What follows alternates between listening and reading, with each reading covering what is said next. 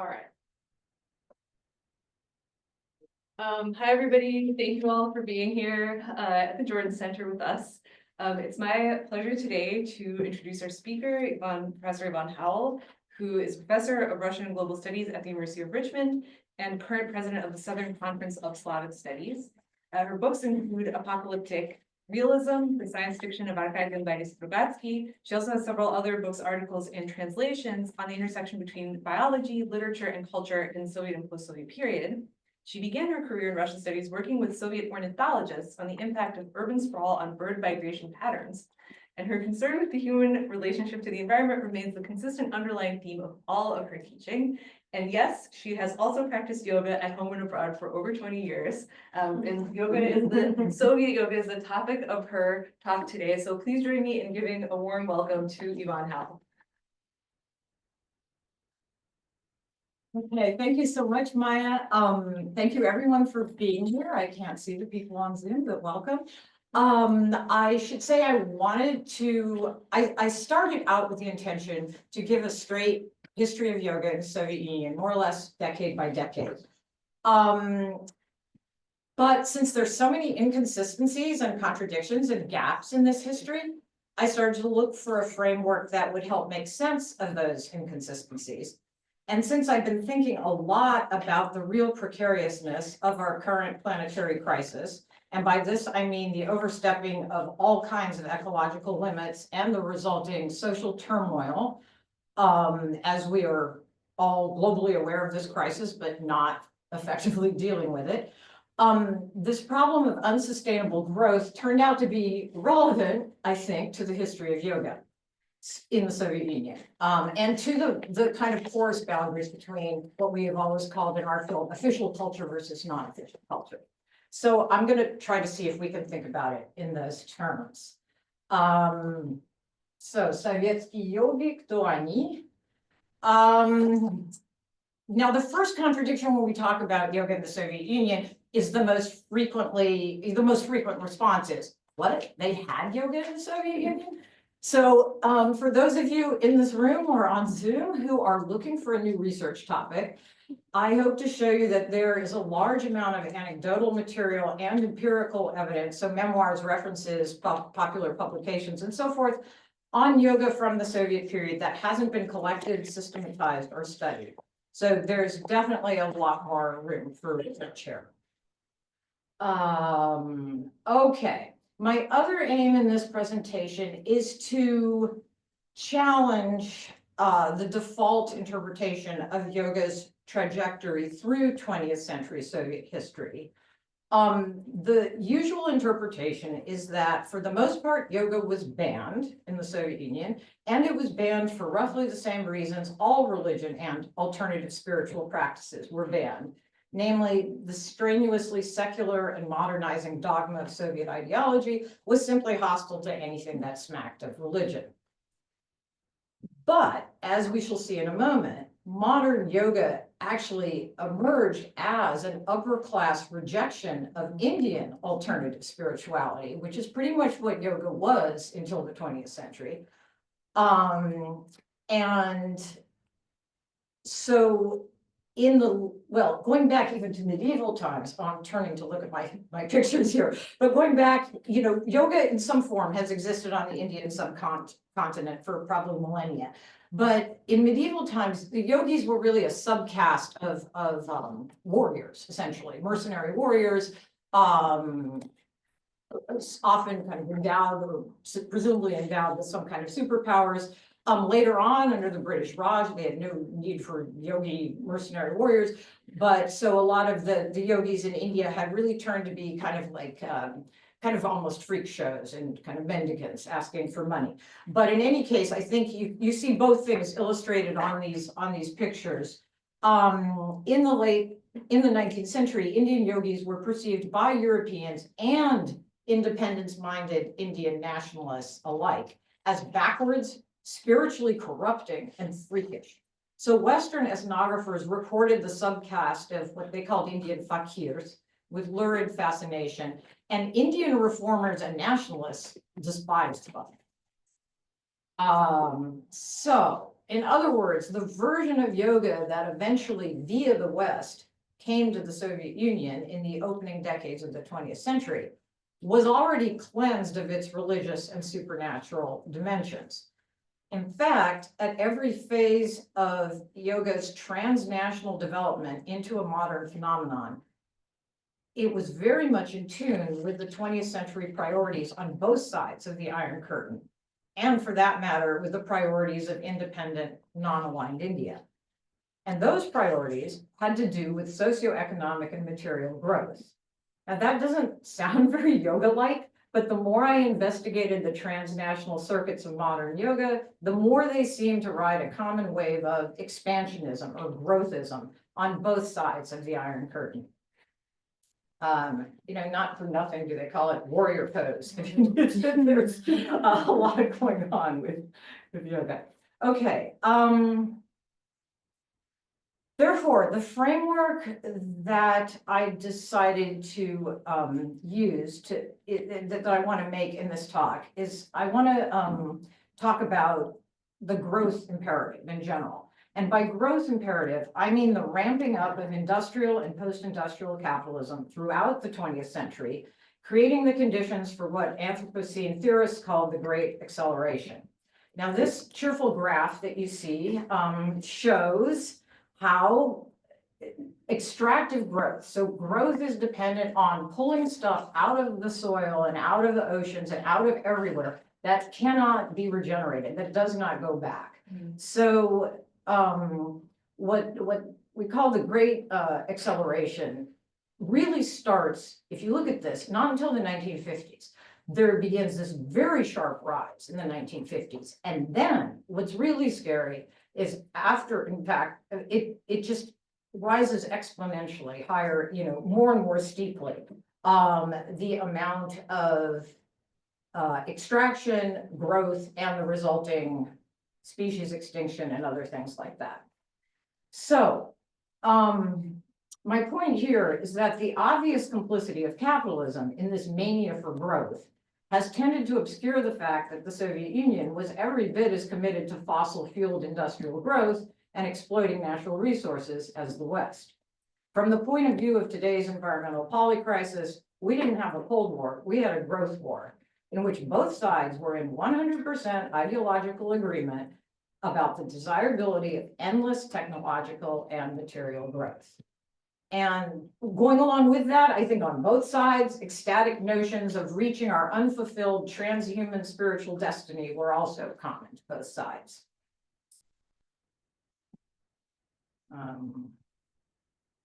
Okay, now you're probably thinking she's literally going to have to do a full backbend to bring us back to yoga. But I want to here just clarify that what I'm calling yoga is exactly what you do know yoga to be, which is a postural practice that makes claims to an array of physical and mental health benefits. Modern yoga has many variants that almost all come under the category of hatha or postural yoga and or vinyasa, which it has to do with movement that's connected in some kind of flow by the breath. So modern yoga. The birth of what we call yoga today happened between 1890 and 1930, so rather recent phenomenon. Recent scholarship has firmly established that modern postural yoga in all its variations is the product of a transnational circuit of American, European, and Indian obsessions with creating a new man.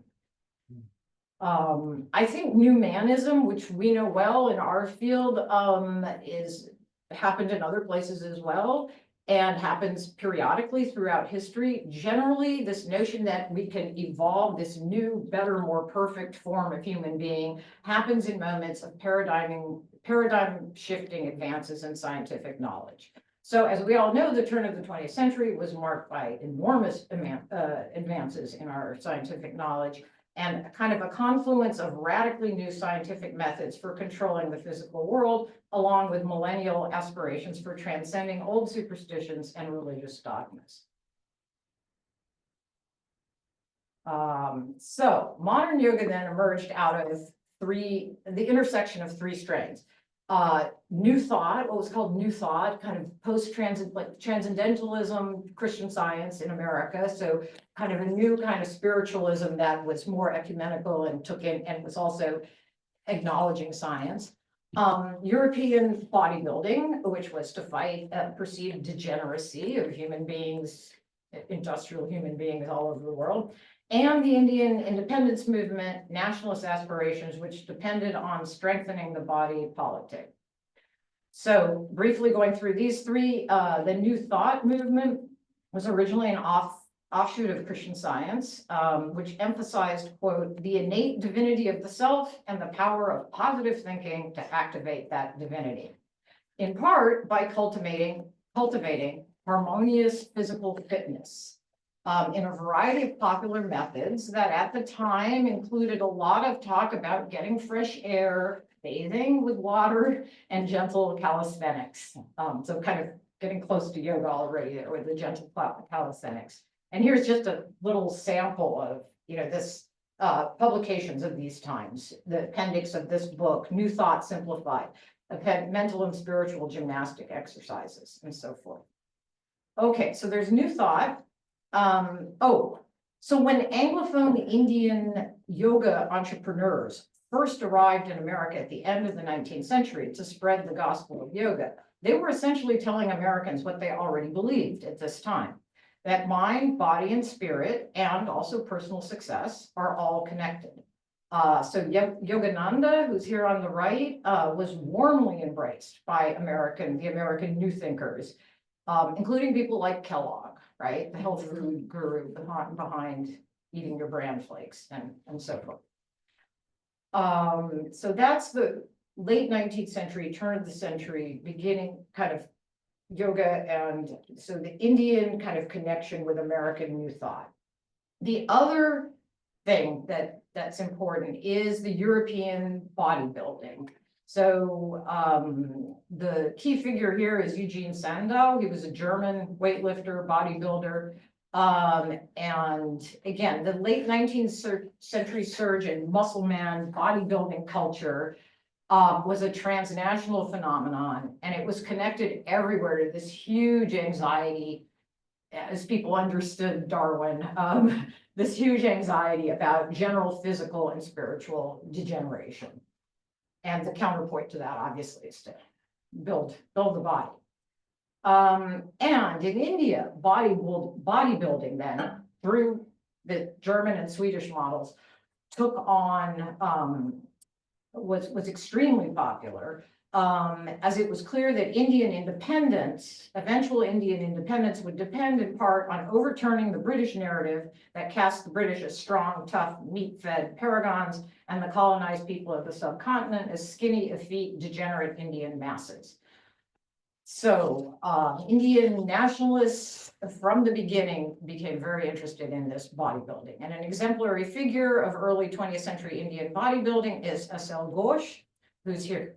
You see, I think on the right, this guy, who became an international sensation. He started the College of Physical Education in Calcutta in 1923, where he trained, among other people, Bikram Chowdhury. Probably most of you have heard of Bikram, who then came to America and started the whole Bikram yoga franchise. Bikram, you see doing his on the other side in his younger days. And in the 1920s, Ghosh and Bikram still thought of themselves as kind of Western style bodybuilders. Although within the decade, by the 30s, they were billing their technique of kind of using concentration and mental energy to direct strength to their muscles.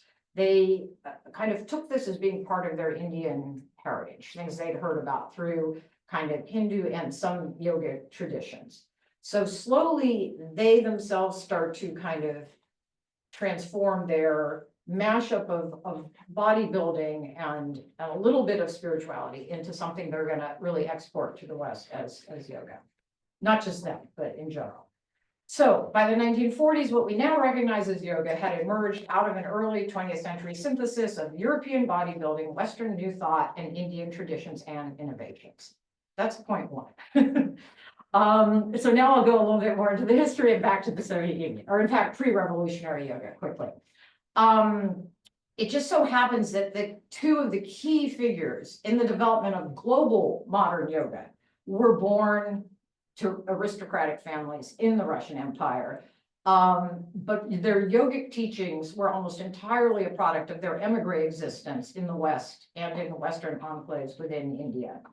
So the first one, I think this is well known to everyone, but Helena Blavatsky, who was born Yelena Petrovna Blavatskaya in Yekaterinoslav, which is Dnipro in Ukraine. She was born in 1831. She was mostly self-educated. She traveled widely. She became very interested in Western esotericism of the type that would be circulating in 19th century Russia. And then she eventually, in 1873, so she was in her late 40s already, she relocated to the United States, where she co-founded the Theosophical Society with Henry Steele Olcott, an American military officer and Freemason. And together they steered the Theosophical movement, later moving its headquarters to India. Blavatskaya died in 1891. I think, as most of you probably know, her influence on fashionable fin de siècle New Thought at the time, and her enduring influence on pretty much every New Age, spiritual, philosophical, scientific kind of movement that's come up since. I mean, the influence of the theosophy was enormous. Andrei Bieli was an adept. Nikolai Roerich was like a fellow traveler. But again, as you can see from this photo, and in this photo, she's not actually smoking a cigar, which she also did, right? Blavatskaya's yoga had to do with connecting our energetic bodies. It had nothing to do with this body and doing postures, right? Then the other key Russian-born figure who made her entire yogic career really in the West was Indra Devi, who was born Yevgenia Vasilyevna Peterson in Riga in 1899. Her family escaped into Europe after the Bolsheviks took power. She spent the interwar years in India as the bored wife of a Czech diplomat. But there she was able to leverage her legendary charm and social connections to get yoga lessons from Krishnamacharya himself. And Krishnamacharya is kind of the founding figure of what later becomes Ashtanga yoga. So she had a very long and interesting life. It wasn't until, after World War II at age 50, she moved to Hollywood, but she lived to be 103. So at age 50, she's still a spring chicken, I guess. But she moved to Hollywood, where she became the first woman to popularize yoga to yoga's enduring core constituency, white middle-class women. So there is our Russian-born Indra Devi publishing the first book, Yoga for Americans, an authentic course for home practice, and some of her famous students. Okay, now the rest of this talk really will be about the Soviet Union. And I'm going to use Sergei Pakhomov's chronology to help organize the rest of my comments. So chronologically, it's not exactly decades as usual. So 1922 to 1930, pre-revolutionary yogic texts were still abundantly available in Russia and generated a lot of interest. And these texts cast yoga as something closer still to New Thought, self-improvement, and mind-body spiritualism. The most influential source of yoga knowledge in NEP-era Russia are books by Ramacharaka, which were widely translated into many languages, including Russian. Ramacharaka is the pen name of William Atkinson, who was a prolific New Thought guru from Chicago. So you see, I think some of these books are still in print over there. So Stanislavski read a lot of Ramacharaka / Atkinson and incorporated almost all of those teachings, or a lot of those teachings, into his famous system for acting, so method acting. And the book on that is Sergei Cherkassky, who wrote this book, Stanislavski and Yoga, that really follows almost blow by blow, the synergy between the yogic texts of Ramacharaka and the way Stanislavski incorporated ideas like muscular release, communication and prana or breathing, what he calls emission of rays and reception of rays, beaming your aura, sending prana, also just concentrating attention, visualizations, all of that, right, came kind of via Western yoga texts into Russia and then into Stanislavski's acting method, and then presumably back to us again in Hollywood. So to put what I've said so far into my growth frame, what is practiced and preached as yoga in the 1920s in the Soviet Union is thoroughly in line with the general positive eugenic orientation of the early Bolshevik period. Insofar as yoga arrived via Western authors as a self-improvement practice, it was accepted as a technique that advances the physical and mental hygiene of a modernizing body politic. The next phase is 1930 to 1953. So those dates, of course, look very familiar. And it's easy to attribute the disappearance of yoga in the Stalinist period to the general cultural retrenchment, whereby anything perceived as foreign or religious influence could be targeted as anti-Soviet. We also just don't know that much about what's there. There may be stuff that just hasn't come to light of people doing yoga during that period. But I should say at the same time, interest in yoga also seemed to wane in the West during this period, which was marked by increased militarism and a turn towards negative eugenics. So yoga at this period, it seems mostly all over the world, is reframed as something kind of secular.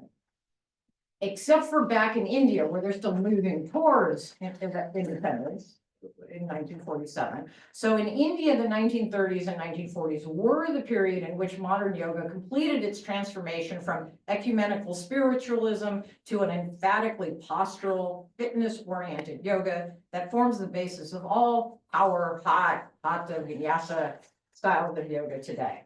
And on the picture here, this is Pattabhi Jois and some of his students at Mysore. All right, so now 1953, right after Stalin's death, to 1960, kind of mini period. What happened in the USSR in this period, immediately after Stalin's death, is that the study of Indian languages, philosophy, and history once again became very strong in the Academy of Sciences and departments of Oriental Studies. So the figure on the right is Vasily Vasilyevich Brodov, who held a position in philosophy at the Moscow Academy of Sciences, and he was an expert in Indian and Eastern philosophy. On the left with his znachi and the big glasses is Anatoly Zubkov, who taught Sanskrit and Indian cultural history at MGU. And you can tell from looking at these pictures that these two will be the founders of really post-war yoga in the Soviet Union. But within a decade after Stalin's death, both of them would be instrumental in bringing widespread awareness of yoga to the Soviet Union. The drawing in the center depicts Ivan Yefremov, famously science fiction writer, the man who brought the new era of space opera science fiction in the late Soviet literature in the late 1950s. But by the 1960s, Yefremov's interest in expanding the horizons of space had turned inwards and eastwards. And he developed a huge collection of samizdat materials on the spiritual and physical aspects of yoga. Yefremov's deep interest in yoga found expression in his 1963 novel, Lezvie Britvy, Razor's Edge, which was, so that novel is fascinating. It came out, it was a sensation. It was almost immediately banned again, but it inspired generations of readers in the Soviet period and beyond. I think now it's still in print and people read it.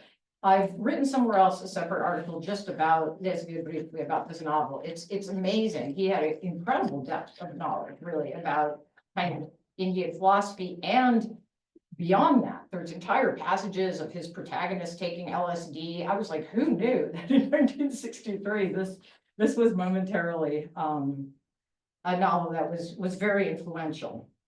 So, I do think it's actually worth quoting the protagonist from Yefremov's Russian protagonist in his novel. In one short passage, this is from 1963, explains back to his Indian host what he understands yoga to be. He says, your yoga, or as they will say in the West, your technique of psychophysiological perfection appears to be a way to connect the conscious and unconscious brain. Yoga serves as an iron rod that supports spiritual and bodily strength, providing an enormous charge of energy. It gives the capacity for the highest inspiration, the heaviest battles, for unbeatable fortitude. And to what end? What is this yoga for, if not for the good of humanity, to help humanity struggle for more beauty and happiness on earth? I think Yefremov understood yoga, and he understood it in a way that was also perfectly in tune with his time. So the thaw era in Russia and what we might call the Beatles era in the West was both geopolitically tumultuous and wildly optimistic about these new possibilities of like nearly endless commercial, technological, and spiritual growth. So it was another real moment, like in the kind of growth surge, that human beings felt like we can do everything. We can control everything. We can perfect ourselves. So 1960 is the actual year in which yoga officially re-enters the Soviet Union. And the reason for this, in my interpretation, is not because Khrushchev had a kind of a willingness to tolerate squishy spiritual practices, but because it marked an invigorating moment in the growth war. By this time, the space race between the United States and the Soviet Union was in full swing, and the Soviets were preparing the first manned orbit in space. They invited Virendra Brahmachari, India's most famous yoga teacher, to come to Moscow and train the cosmonauts in metabolism control through breathing techniques, or pranayama. So there they are, some of them. And according to most accounts, the cosmonauts were not immediately receptive to his methods, but Brahmachari, who has been called the Rasputin to India's ruling Nehru family, was nothing if not persuasive. And so again, we don't really, presumably the astronauts, the cosmonauts did benefit, but one person we know benefited was our friend Brodov, the one you saw on the earlier slide with the glasses. So he was allowed to attend the sessions with Brahmachari and the cosmonauts. And by this time, he was aging, getting towards 50, philosophy professor who had been in the Gulag in the 30s and fought throughout World War II. He had so many old injuries. And Brodov's old injuries greatly improved as he took up a regular practice of yoga. And after this moment, he really became then a foundational figure in bringing yoga into the late Soviet milieu. He started to write articles. It wasn't like they were open yoga classes, but it was well known that he taught his friends and families. He was teaching people how to heal themselves. So in the kind of 1970 to 1988, so really the last Soviet generations, starting in 1970, Brodov, along with the other one we saw previously, Anatoly Zubkov, these two produced a documentary film, Indiyskiy yogi, To Ani. And Zubkov had been in India doing linguistics research and did a lot of the research also for this film and took the footage. And the film was broadcast in 1970 on Soviet TV, which means all over the Soviet Union. And it ignited a yoga boom in the Soviet Union. The film, which you can find on YouTube, it's really interesting.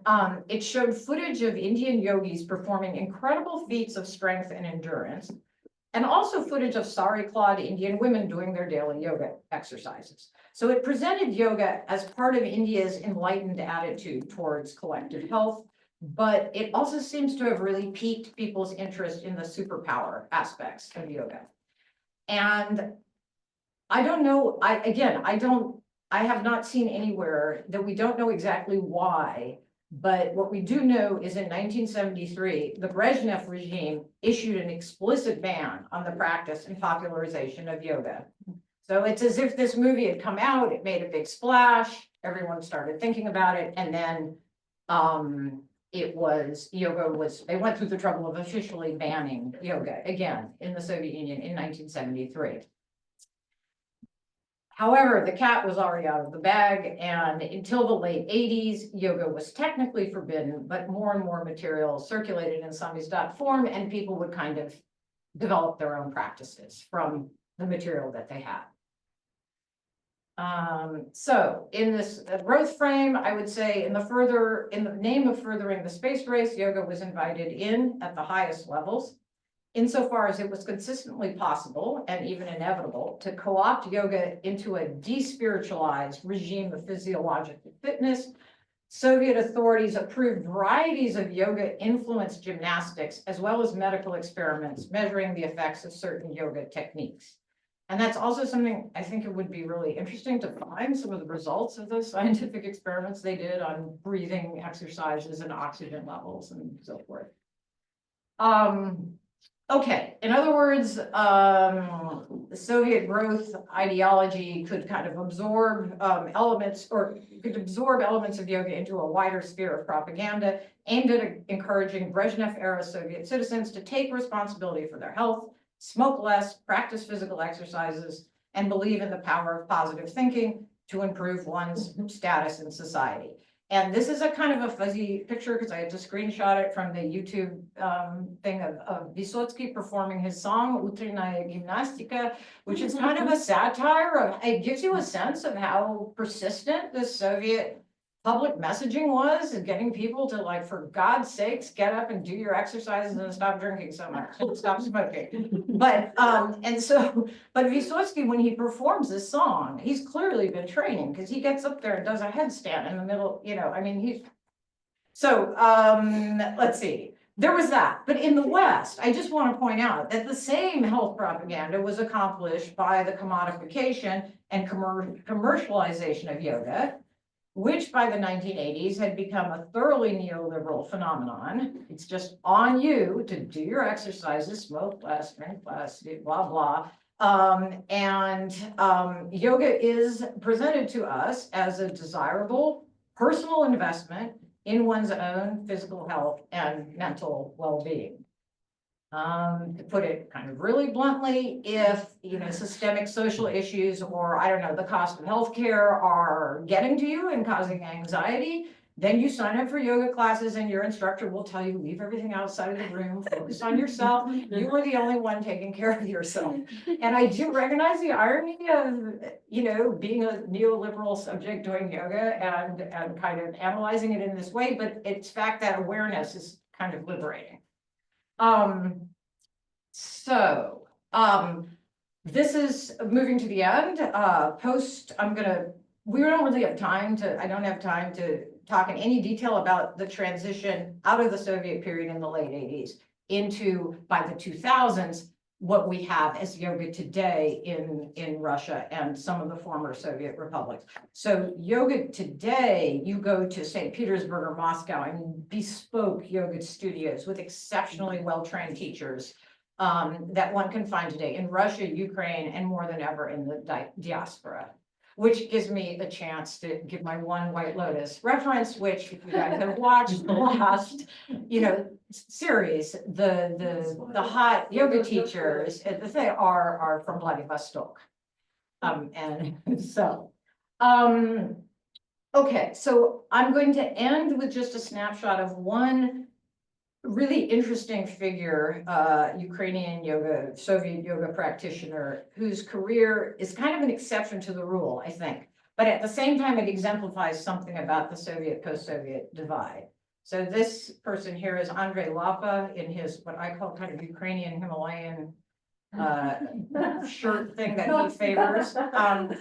And Lapa, briefly, was born and raised in Kiev with all the typical hallmarks of a middle-class Soviet life. So good schools, active participation in sports club, engineer parents, like both mom and dad are engineers, and they happened to spend 1 year in Mongolia as consultants. In Mongolia, 14-year-old Lapa became aware of Buddhist culture and yoga, which he tried to find more out more about when the family returned to Kiev in the early 80s. Books, mostly samizdat, were very hard to find, but he had enough to go on to develop his own practice. So he's an amazing practitioner. He was also at the same time, predictably, getting his degree, his PhD degree, so it's kandidatska in computer engineering. But during Perestroika, at the end of the 80s, it was suddenly possible to openly teach yoga, and self-taught Lapa filled entire gym halls with hundreds of eager students. As after the collapse of the Soviet Union, when the first Indian embassy opened up in independent Ukraine, the ambassador gave Lapa a scholarship to study in India. So he left for India, he learned Sanskrit completely, he traveled all over India, he developed incredible mastery, and eventually developed his own system of yoga, which he calls universal yoga. And here I just want to point out, so Lapa's universal system is clearly the product of an engineering mind, as well as his very deep engagement with Tibetan and Indian traditions. But this is like a kind of an elaborate periodic table of these are sequenced, like completely sequenced, postures that are all connected, and also connected in his system to about 8 energetic layers that we have, spiritual layers above just the physical body. But I just wanted to say, in this sense, following Ben Nathans, who I think was here a couple of weeks ago, I would conclude that it would be too superficial to say that because yoga was banned as a foreign and spiritual product in the Soviet Union, the people who practiced it were somehow automatically Western identifying or Eastern identifying dissidents. I think in general, they were, in the main, they were Soviet people brought up to believe firmly that human beings can and should use all available mind and body technologies to overcome the limitations that nature has put on us. And so in conclusion, yoga could be commodified or not, but on both sides of the Iron Curtain, it could be adapted to mainstream 20th century growth narratives that encourage us individually and collectively to defy gravity, which he can kind of do, but defy gravity, live forever, and perhaps avoid thinking about looming ecological collapse. From this point of view, it seems paradoxical that yoga has often been identified with the counterculture. In fact, one of the takeaways here is again that yoga is another example of the kind of porous relationship between official and non-official or banned culture in totalitarian societies.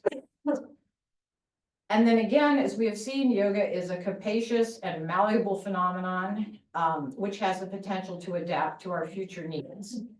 And in a post-growth world, which I think we will move towards either by disaster or by design, yoga can help people, I think, reconnect with their meaningful existence beyond state-sanctioned consumerism. So that is my talk.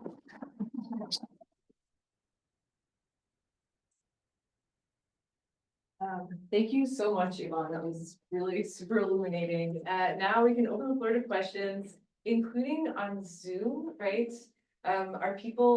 Do we have like a procedure? Please remind me. I know we have a procedure for that, but. Yeah, so people can use the raise hand function, and then we'll see their hands up on the screen, and we'll call on you and ask you to unmute, or you can drop your question in the chat and we'll read it out loud. Yeah, but anyone can.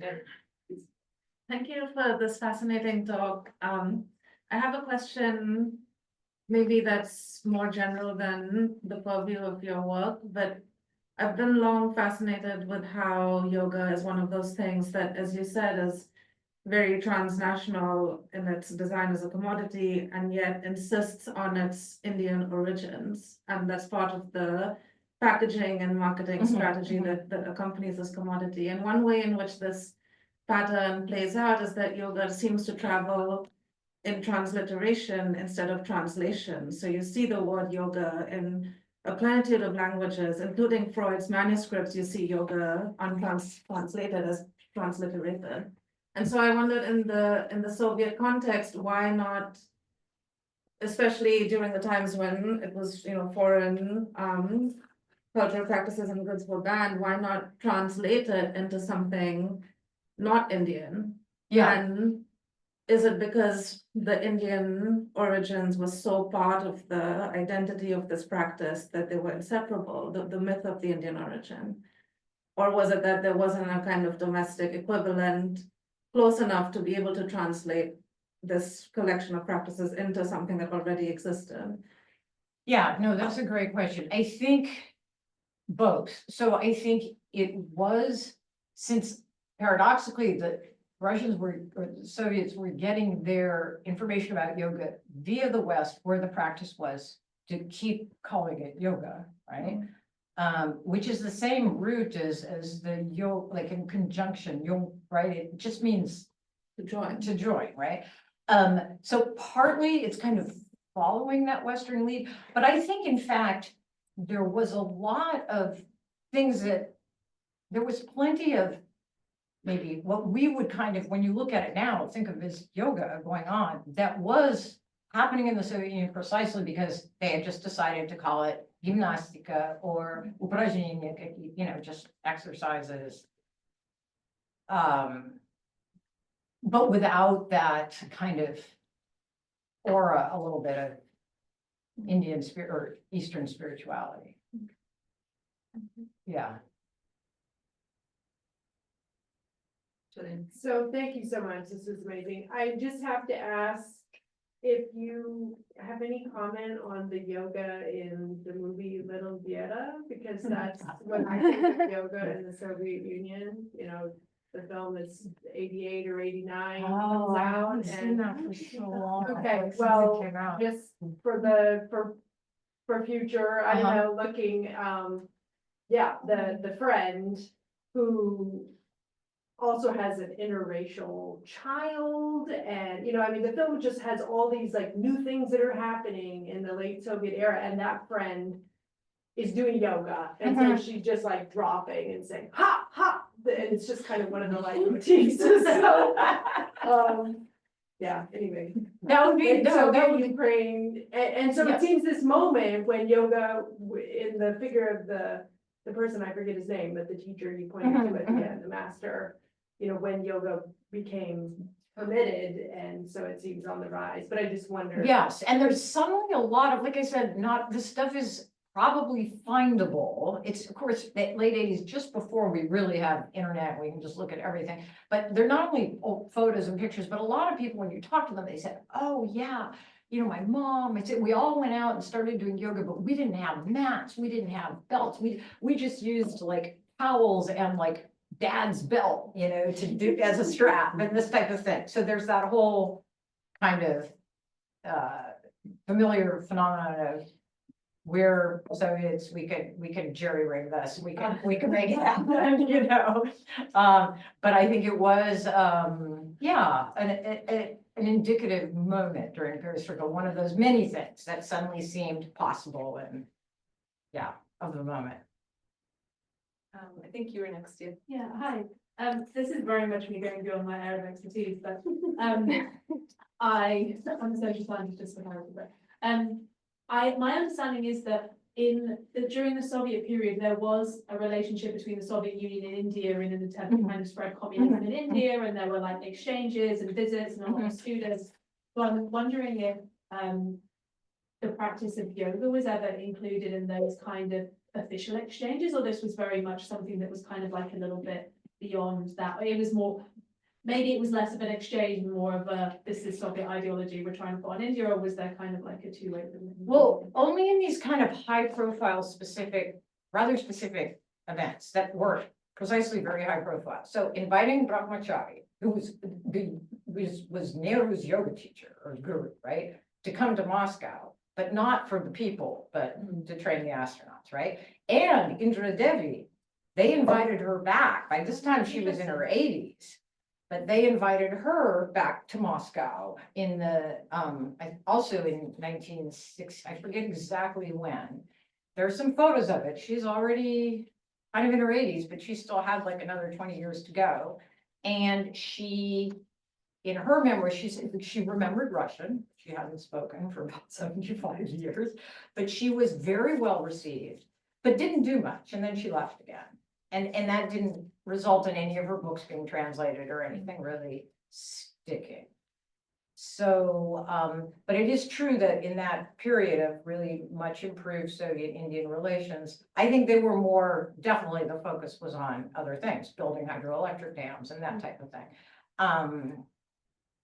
But momentarily, at least, there were these little, I would say more high profile kind of blips of yoga or interest in that. But I don't think, but I'm not, like I said, there's a whole lot here that we just, that hasn't really been dug up and brought to light.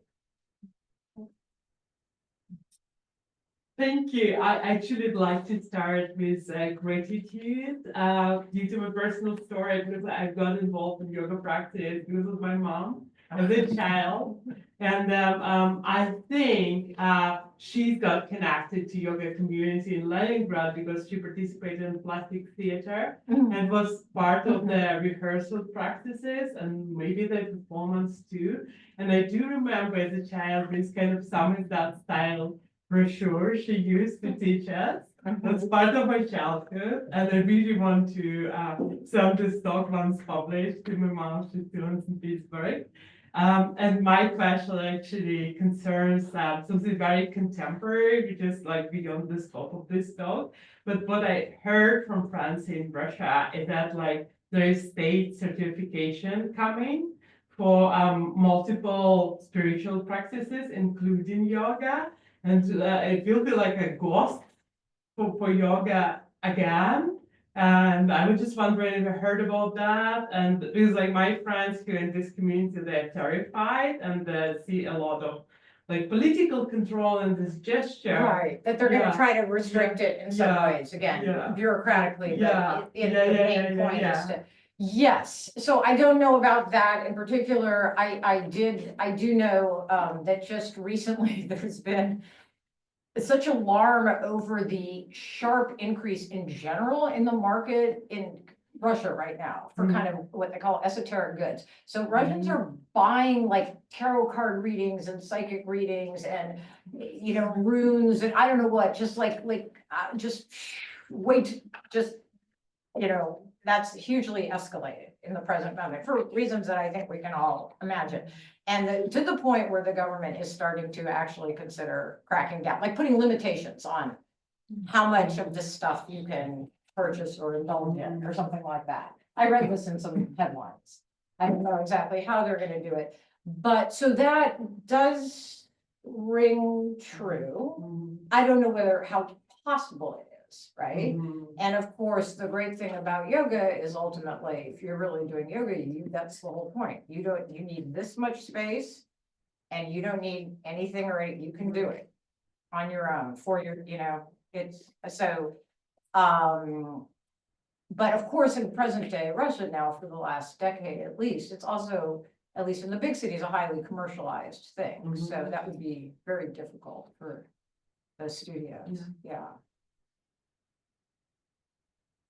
Thank you for that great presentation. I wanted to ask if you had more thoughts about really large themes like race and gender, because there's so much of that going on in this material. And it made me think about, I mean, on the one hand, I'm thinking about Madonna, who's both the material girl and the person most interested in Kabbalah. So that kind of, as you're talking about the kind of marketing of yoga as this esoteric thing, but it's all completely, you know, commercialized. I'm also thinking when you're describing the relationship to the space race, I'm thinking of Elon Musk and you know, where your chart would go after 2000, and the whole fanaticism with optimizing the body, which he doesn't seem, as far as I know, I mean, I don't know that much about him, thankfully, but he doesn't seem terribly interested in yoga and the esoteric and the spiritual. That seems to be not his thing. But it is really interesting to me, the kind of how the spiritual and spiritual practices can be mobilized for a kind of machismo, or for, you know, where it's useful to talk about gender in terms of marketing, or where that appeals and where that's not part of the story, both in the Soviet story and obviously all over the place. And I was just wondering, like, I mean, on the one hand, there are these figures who are supremely powerful women punctuating your story, you know, really savvy marketing. Right, but they're not generally the ones that are suggesting that we just offload, you know, everything and like leave Earth and go to Mars when we've Right, just, right. whereas that is a perennial theme that what I discovered, that's a different talk. It comes up already in like, turn of the like just revolutionary era. So Maxim Gorky, some, even Trotsky, a lot of those early writings, it's just that revolutionary, fervor of like, we've just almost totally figured it out. We've got all this science and all we need to do is kind of enlighten people's mind and we can completely take control of our destiny. And that included famously for Russians, right? This it starts with Fyodorov, right? This notion of interplanetary travel. And I was looking at, there's texts that you see from like the early even 1905, 1920, early 1920s, where you look at it, you think, oh my God, Musk and these Bolsheviks would have just completely agreed. Yeah, no, so you're And absolutely, I is think there, I you're mean, not. is there any, confluence of race and gender in the story? I mean, I was wondering when you talk about in the period, the 1930 to 1953, when it's, diminished importance and no longer acceptable to be looking to, is there a racial component to that it's not acceptable to be looking to South Asia for models, or is it, and is there a gendering of race in the story? Or is that not something that you've come across? I'm gonna assume from the get-go there is, Yeah. right? But I would say the particular blending of this kind of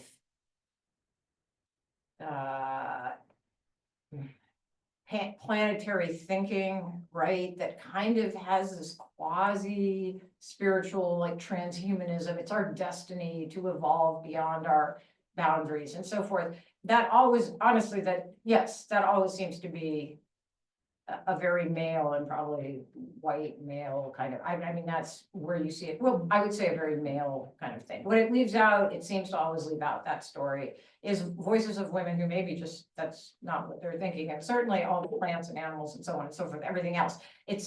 But no, in this particular thing, I didn't look that much into it, but I think it's kind of on the surface, right? Even looking around, that there is something kind of gendered about different types of yoga and the way yoga works. So one thing famously is that that same, especially the more rigorous forms of yoga. So for those of you starting with Ashtanga, which so many of us love to do, and it's often heavily now, you know, women doing things like Ashtanga, but that practice was developed for men, for young men. It's very physically strenuous and difficult, and it was explicitly developed for young men. And Indra Devi had to talk her way long, patiently, like she was dismissed over and over again until finally, as just being a woman, he was like, we're not teaching you, what can you do? And finally, you know, she kind of was able to I guess, get enough respect that then the Krishnamacharya developed a kind of yoga sequence for her, right? But yeah, so there is a funny thing where here's a practice that was developed for men, now almost 90% practiced by women and so on. Yeah.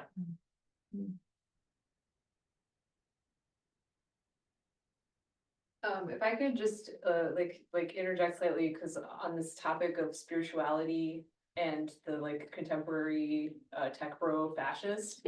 First of all, I have yet to uncover the precise lineage, but I really think that I think it's more than a coincidence that when you read someone like Gorky, or more to the point for me, Bogdanov, then you immediately are like, this really sounds like Peter Thiel, Elon Musk, etc.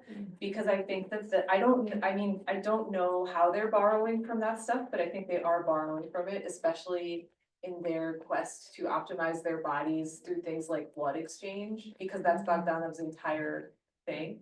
And then the other, like, there's definitely a spiritual component to what they're doing. And it's called the singularity, right, which is like the rapture, basically, this is like the religious cliff off which we are all supposed to be imminently falling. Anyway, I think there's so, like you say, there's so much there.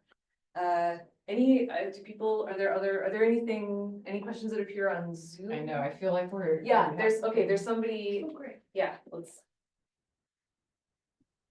Hi, can you hear me? Yes. Hey, hi. So I love this, and I found this fascinating. And I think I just had I had a question about the connecting the growth thing and the yogis, but I wanted to start off by just saying, in my own work, I came across some yoga practitioners who were involved in these amateur expeditions to the Tunguska site, and they very much fit with this. Like, they were doing this for self-improvement. This was a way of mastering the body. This was a little kooky, they were chudaki, but they weren't necessarily anti-Soviet for that whole thing. I think that's really fascinating. I understand the whole part about the growth imperative and the way that this is something I've been thinking about a lot too. So I understand that that overlap with the new man and that overlap with self-perfection, but I was wondering if you also saw it with the impulses of extraction, with the impulses of sort of economic activity more explicitly. Because I mean, you end saying that actually yoga can have this multivalent things, like it can be our post-growth hedonism, or it can be this sort of new man self-perfectionism, which emphasizes the multiplicity. But if it was getting at something where it was the sort of extractivist impulses of the Soviet project, that would seem also, I don't know, sort of a more robust connection to me in some ways. Yeah, and I'm not sure I have that robust connection, at least not at the moment. I'd have to, yeah. I get that, yeah. And I don't think I can fully answer that right now. Okay. I see what you're saying, for sure. All right. Well, then I guess. But let me know if you think Okay. something. Thanks. Yeah. Or something in the chat. I don't see any messages in the chat. There's just one message from us to the.